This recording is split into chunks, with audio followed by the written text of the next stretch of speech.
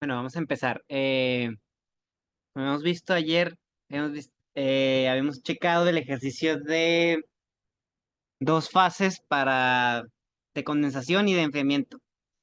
Y ya sus coeficientes de cada uno, su área y sus características de cada uno, ¿no? Ahora vamos a ver este otro ejercicio, que es este de aquí, que nos dice que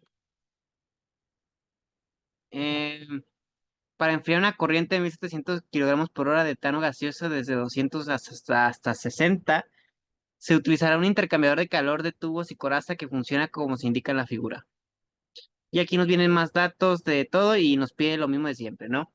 Nada más que aquí lo que pasa es que nos dicen que el agente refrigerante tiene tal masa y solo nos dan una temperatura. Y si recuerdan lo que hemos estado viendo para checar los CPs y todo ese tipo de cosas, se necesita un promedio. Y el hecho de usar una temperatura fija, así nada más una de las dos, pues puede prestarse a un margen de error, ¿no? Entonces, en ese caso, eh, habría que hacer correcciones. Nada más una, en este caso una, porque se pueden hacer hasta que varias, como si fuera un proceso secuencial, pero pues con una basta. Entonces vamos a empezar a identificar los datos en el Excel de una vez.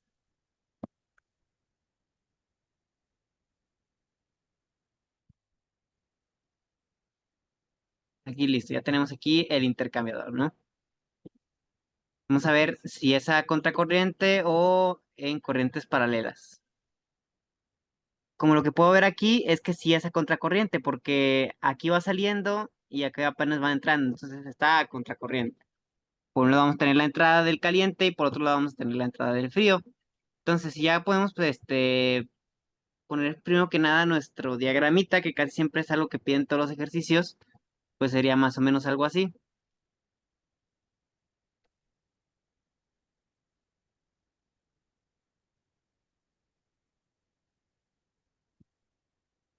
Y aquí iría la temperatura, ¿no?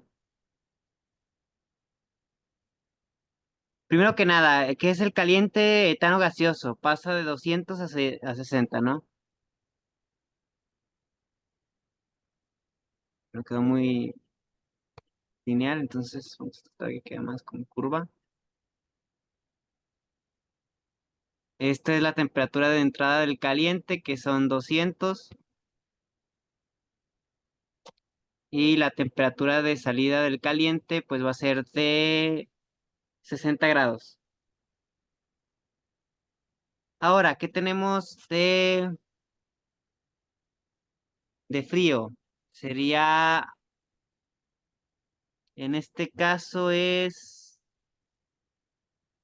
alcohol isobutírico, entonces va a entrar por aquí y va a salir a una temperatura que no conocemos, pero pues sí, evidentemente va a ser menor a la de 200, entonces pues debe estar como por aquí, ¿no? Debe ser una curvita.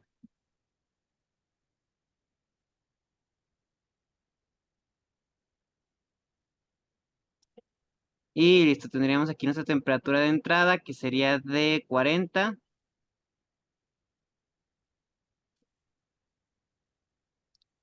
Y tendríamos nuestra temperatura de salida, que no la conocemos, ¿no? Es la que vamos a determinar. Ese es nuestro diagrama y en base a eso vamos a trabajar. Vamos a empezar a identificar los datos. Por acá vamos a tener la entrada del flujo caliente. MH, THE. En este caso, como nada más es un gas, únicamente vamos a necesitar su CPH. Y únicamente es todo lo que necesitamos de aquí, ¿no? Serían 200, entra a 200. El CPH te lo vamos a consultar. Son 200 grados. Esto quedaría en kilocaloría por kilogramo centígrado.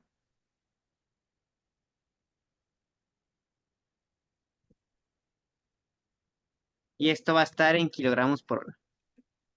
A ver qué flujo tenemos, que nos dice el ejercicio, son 1700. 1700. ¿Qué sustancia es? Pues es etano en estado gaseoso. Etano gaseoso, ¿qué más? Nada más en este caso. Y nos dicen que sale a 60, ¿no? Sería acá. THS 60 grados.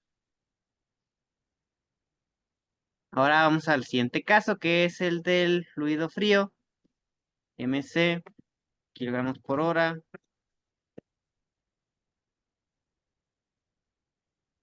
TSE nos dice que entra a 60, a 40, perdón. A 40 entra.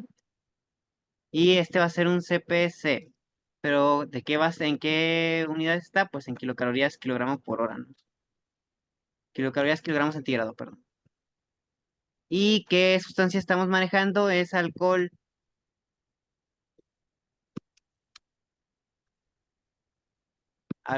isobutílico, en estado líquido. Únicamente tendríamos que calcular la temperatura de salida en centígrados. Y listo, ya tenemos todos los datos identificados. Creo que nada más falta aquí el flujo. Veo cuánto es. Es de 3500.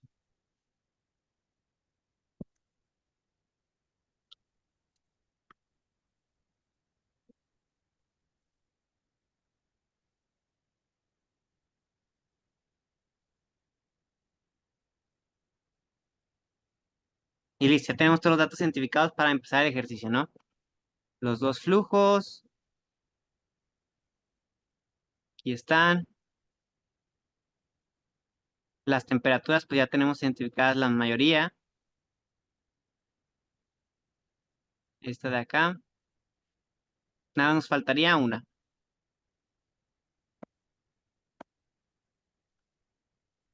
Y la vamos a determinar en base al balance de energía. Y ya, pues este dato te lo vamos a consultar. Y este también, ¿no? Bien, ya tenemos esto y vamos a empezar a buscar los datos que necesitamos. Primero vamos a buscar el CPH del etano gaseoso. Vamos a las tablas.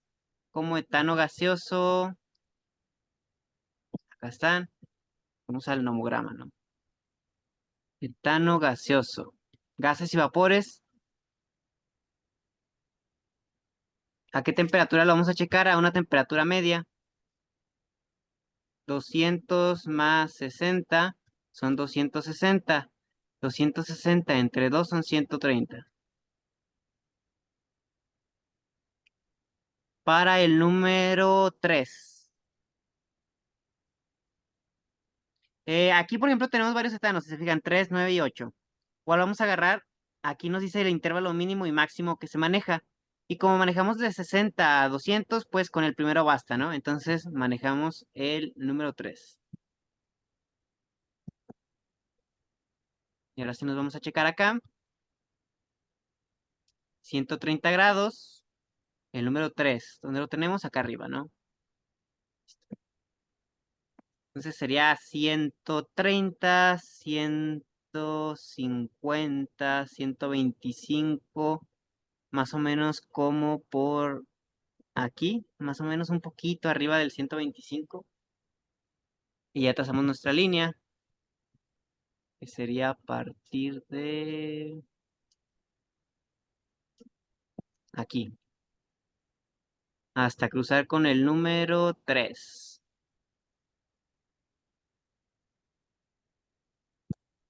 Tenemos que tendría un valor de punto 54 más o menos, punto 54. Punto 54. Listo, ya tenemos ese valor. Ese no va a cambiar porque pues como conocemos la entrada, la temperatura de entrada y la temperatura de salida, solo se tiene que calcular una vez. Ahora acá, no tengo la temperatura de salida para hacer el promedio. Por tanto, lo voy a checar a 40 y después lo voy a corregir. Entonces, lo que tenemos que hacer aquí es lo siguiente. Primero vamos a checar uno de corrección. Entonces vamos a poner aquí datos de corrección.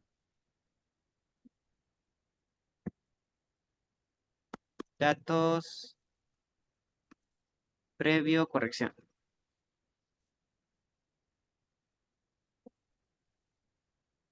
Y aquí ponemos CPC, el inicial, y sus unidades, ¿no?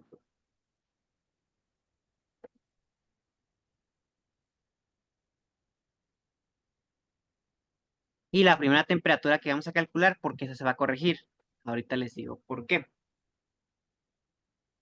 Ahora sí, sería esto de aquí, ¿no? Datos previo a la corrección. Con estos de aquí.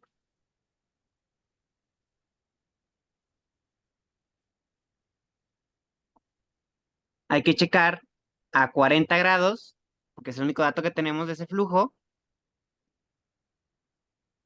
Temperatura media, pues no tenemos un medio, o bueno, para un promedio sería 40. Como alcohol isobutílico, pues vamos a ver si viene el alcohol isobutílico en los CPs de los líquidos. Alcohol isobutílico. Mm,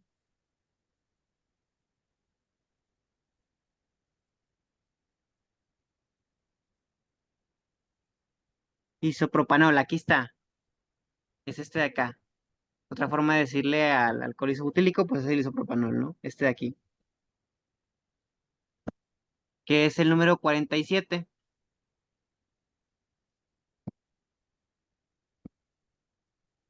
Y ya con eso vamos a checar su primer dato inicial.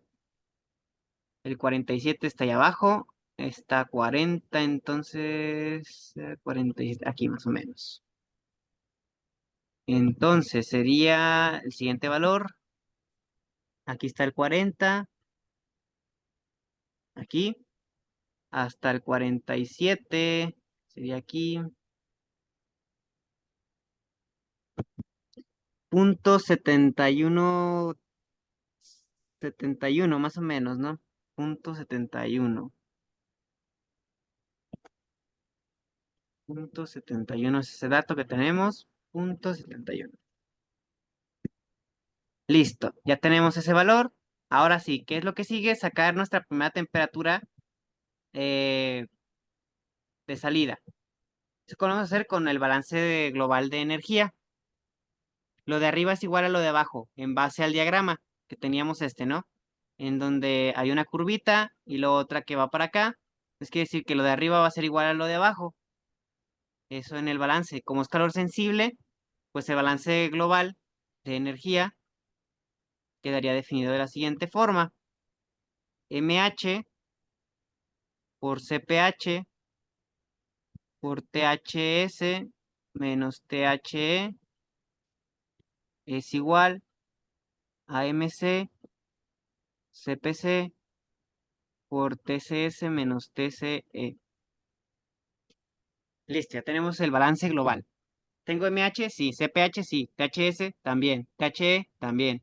MC, también. CPS, un dato inicial que después vamos a corregir. TCS no lo conozco. TCE sí lo tengo. Entonces, ¿cómo quedaría el despeje para calcular TCS? Sería el siguiente.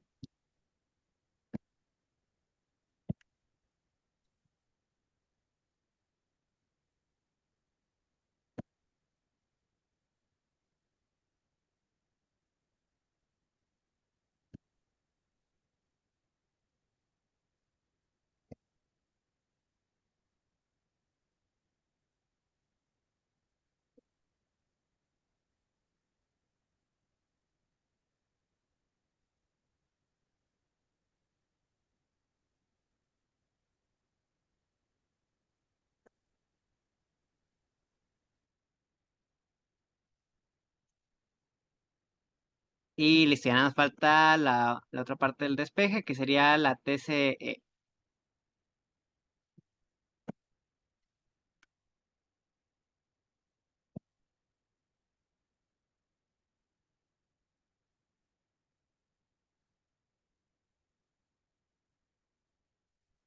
Listo, es este el despeje para sacar la temperatura de salida en base al balance global. Y pues ahora sí podemos determinar ese valor, ¿no? Vamos a checar cuánto nos da inicialmente para después hacer la corrección. Sería MH,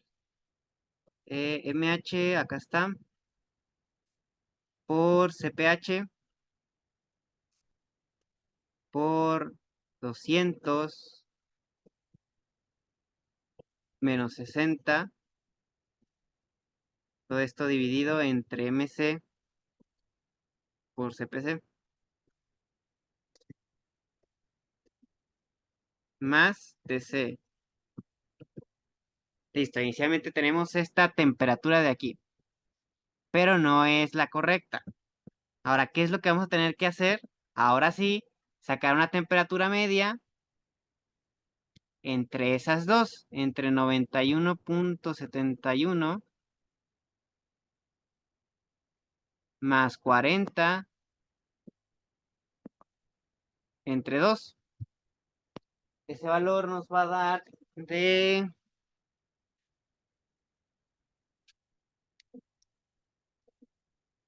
65.855.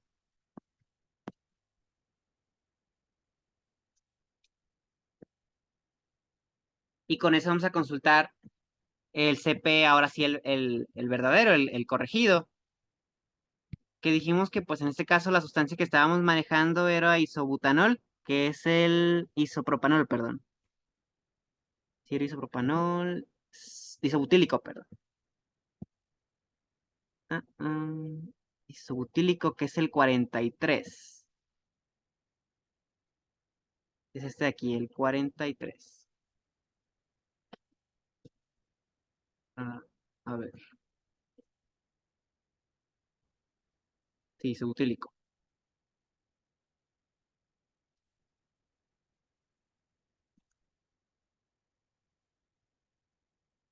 Es entonces el número 43.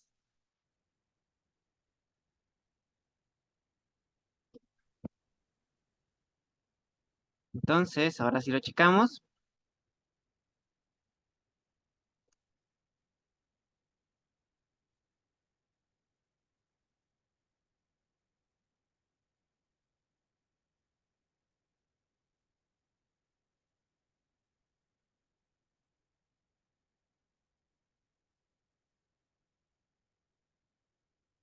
Que ahorita habíamos checado inicialmente a 40, ¿no? Dijimos que era 40. Hemos checado aquí 40, ¿no? A 40 grados, en el número 43, pues nos había dado ese punto 71, ¿no? Ahora, sería, en lugar de 40, va a ser a 65. Aquí está el 60 y aquí está el 65, ¿no? Para el 43 tendríamos un valor de punto 81. Punto 81 de valor final. Pues ahora sí, a esto lo pongo aquí, punto 81. Y listo. Ahora sí, con la misma fórmula del despeje que tenemos aquí, ahora sí determinamos cuál es la verdadera temperatura de salida con este despeje del de arriba. Y pues tendríamos lo siguiente. MH por CPH por la temperatura de entrada menos la de salida del caliente.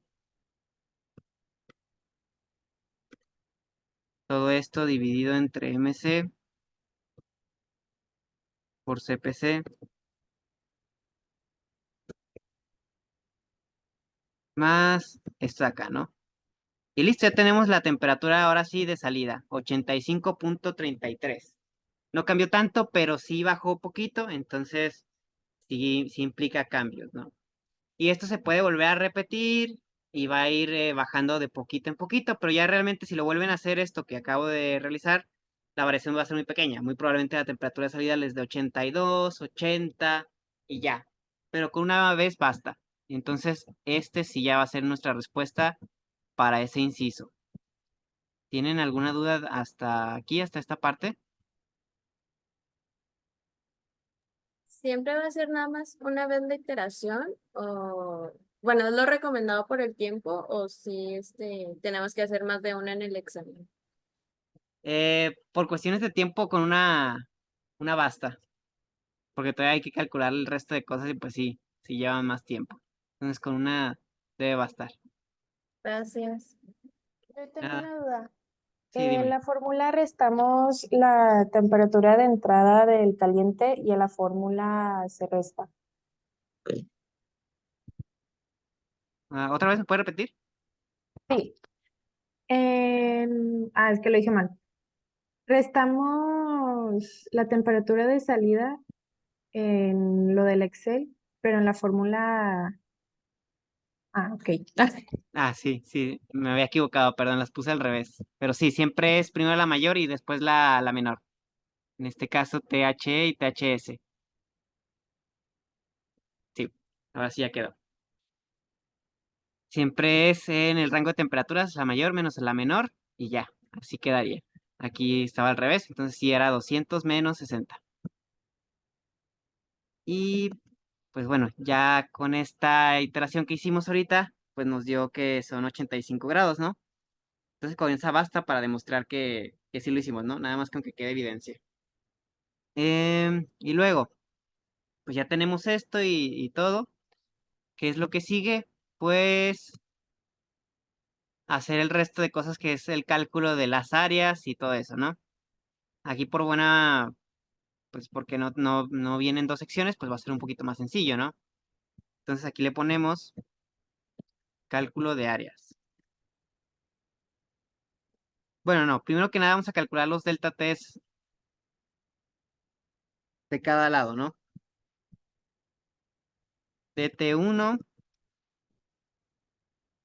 y bueno, lo voy a bajar un poquito más por acá, espacio DT1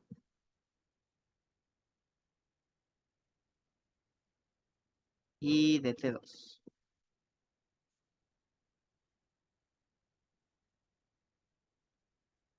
Entonces sería 200 menos 85,33 y sería 60 menos 40. Ya tendríamos nuestros dos delta T's.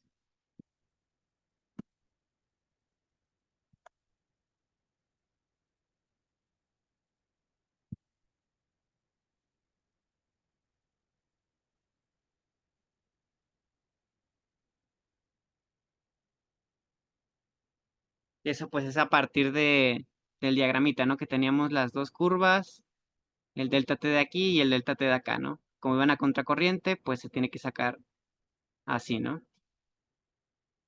Y ya lo tenemos. Ahora lo que sigue es determinar el delta T medio logarítmico. Acá abajo, cálculo de área.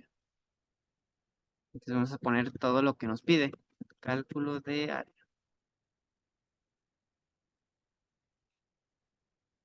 Primero que nada, el delta T medio logarítmico, ¿no? DT ml. ¿Cómo se saca eso? Pues sería con la siguiente fórmula. Delta T medio logarítmico es igual a delta T1 menos delta T2 sobre el logaritmo de delta T1 sobre el logaritmo de delta T2. O al revés también, delta T2 menos delta T1 sobre el logaritmo de delta T2 sobre delta T1. Cualquiera de los dos está bien. Aquí en este caso, usando esta que tengo aquí anotada, sería lo siguiente.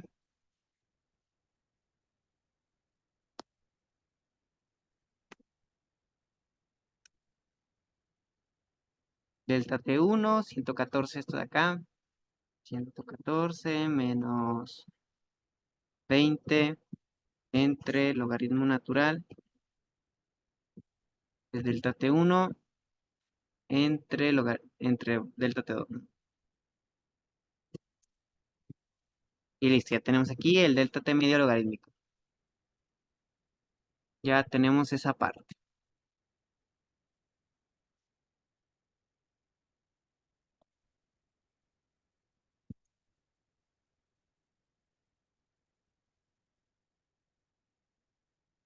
Bien, ahora vamos a determinar qué flujo pasa por dentro y cuál pasa por fuera de los tubos para saber cuál es HI, cuál es HO y todos estos datos, ¿no? Para eso hay que ir a la redacción para ver qué nos pide. Pero una vez aquí identificamos qué es HO, qué es HI, em, ya después tendríamos que calcular DO, bueno, buscar en las tablas DO, DI, X, K, diámetro medio logarítmico y creo que ya es todo. Y la U. Ya pues al final, el calor del flujo y el área. Todo esto es lo que necesitamos para llegar al área. Primero que nada, vamos a ver estos dos valores que vienen en la reacción. Aquí adentro ya podemos ver claramente qué pasa por dentro y qué pasa por fuera. Por dentro de los tubos pasa el etano gaseoso. Entonces, el H que corresponde al etano va a ser va a ser el HI, el del etano. Que aquí abajo dice, si el coeficiente individual de película que corresponde al exterior de los tubos o del lado del alcohol vale 2500 kilocalorías horas metro cuadrado centígrado, ¿cuál es el valor del coeficiente individual del lado interno para el correspondiente del etano? A ver, calcule la diferencia media logarítmica, ya lo tenemos. ¿Cuál será el valor del coeficiente global de transferencia de calor basado en el área exterior?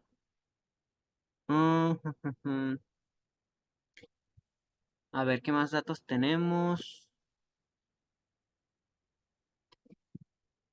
Tenemos las medidas de los tubos. Dice, el aparato posee 12 tubos de acero al carbono de 3 cuartos de pulgada de diámetro nominal, de cédula 80, de 2.5 metros de longitud de cada uno de los doblados de... Bueno, aquí vienen las condiciones de los tubos, ¿no? Entonces, por eso ya podemos determinar el área total. No es necesario sacarla como habitualmente se hace, de que primero el coeficiente global y ya el último el área, ¿no? Aquí ya nos dan las dimensiones de los tubos y en base a lo que viene en las tablas podemos ya calcular cuánto es el área externa. Me he percatado de eso. Son 12 tubos, en total 12 tubos.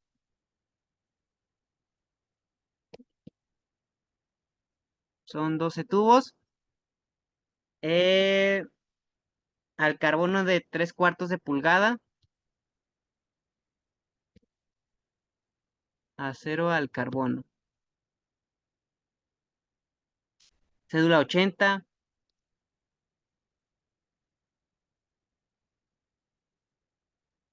Y cada uno bueno, tiene una medida de 2.5 metros.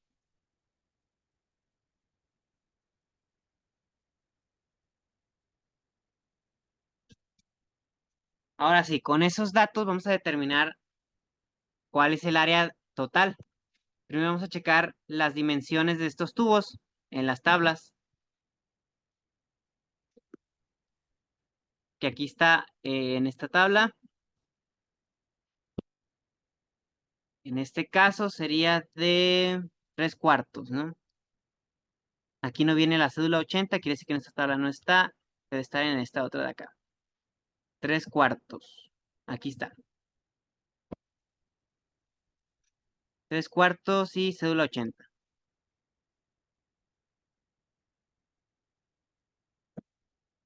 Y aquí ya tenemos nuestros datos que necesitamos.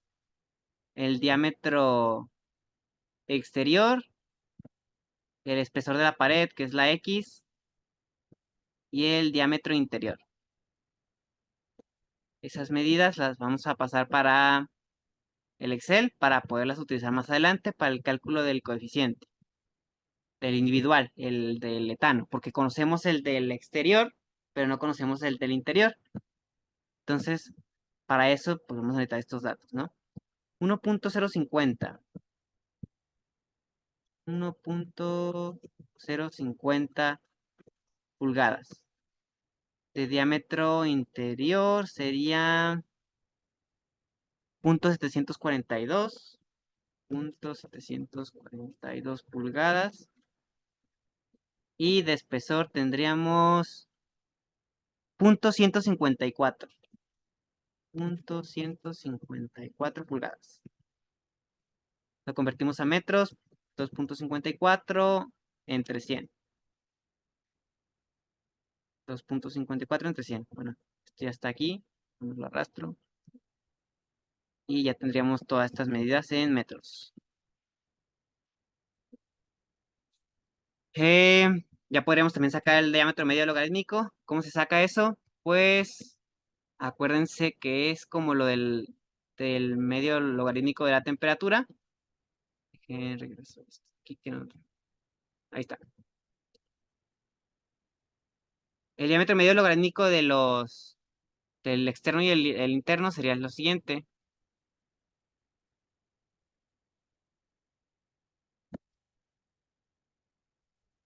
Diámetro externo menos diámetro interno entre logaritmo de diámetro externo, diámetro interno. Ese es el diámetro medio logarítmico. Lo calculamos y sería el siguiente.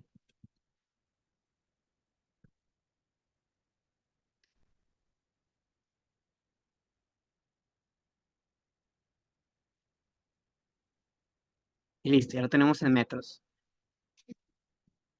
Este valor todavía no lo conocemos. Ahorita les voy a decir cómo lo vamos a sacar. La K es la que ya podemos determinar. Entonces, siguiendo el orden, voy a quitar esto de aquí para que vean cómo se debe sacar paso por paso, ¿no? Mm,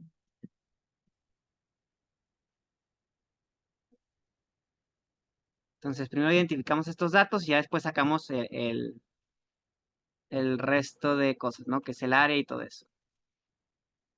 Ahora, aquí ponemos el área externa, pero antes de eso ponemos número de tubos, largo,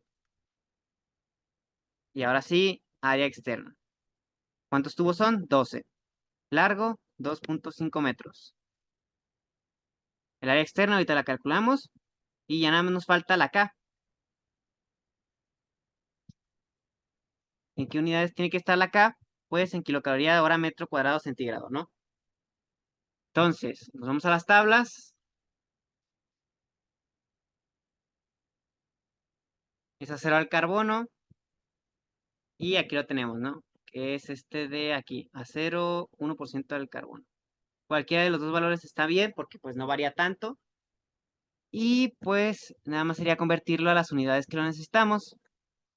Entonces aquí sería 26.2, 26.2 por la conversión del libro, que es 1.7303, perdón. Ya lo tendríamos en watt metro centígrado. Eso lo vamos a multiplicar por la conversión que les había pasado en el formulario, que es la siguiente. Déjenme la checo, creo que era 3.4, 3.6 entre 4.186. Y ya con esa básicamente ya quedaría en kilocalorías hora metro, bueno, lo que necesitamos, ¿no? Y pues con eso bastaría.